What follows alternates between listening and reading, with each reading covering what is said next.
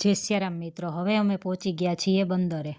હવે ગણપતિ બાપાનો ફાઇનલી વિસર્જન કરવાનો ટાઈમ નજીક આવી ગયો છે। અત્યાર સુધી તો એ અમારી ભેગા જ હતા એટલે અમને મજા જ હતી। હવે હાટકેશ્વરનું યુવક મંડળ બધાય ભેગા મળી અને ગણપતિ બાપાને બોટમાં બેસાડવા જાય છે। દર વર્ષે તો અમે બધા પણ બોટમાં બેસીને વિસર્જન કરવા જાય છે, પણ આ વખતે દરિયામાં કરંટ હતો એટલે મનાઈ છે બધાને જવાની, એટલે અમે બોટમાં બેસાડી દઈએ, પછી એ લોકો જ ગણપતિ બાપાનું વિસર્જન કરી આવશે। એટલે ત્યાં સુધીનો વિડીયો હું તમને બતાવી શકીશ। ગણપતિ બાપાનું આગમન થયું ને વિસર્જન થયું ત્યાં સુધીના વિડીયો મેં તમારી સાથે શેર કર્યા। આવા જ વિડીયો માટે તમે મારી ચેનલને સબસ્ક્રાઈબ કરવાનું ભૂલતા નહીં। જો હવે અમારા ગણપતિ બાપા બોટમાં બેસી ગયા છે ને આગળ જાય છે। આ છે બંદરની પબ્લિક। ગણપતિ બાપા મોર્યા, ઘીમાં લાડુ ચોર્યા, આગલે વર્ષ તમે જલ્દી આવજો બાપા, એમ કહીને અમે ગણપતિ બાપાને પગે લાગીને હવે અમે નીકળી જાય છીએ પાછા ઘરે।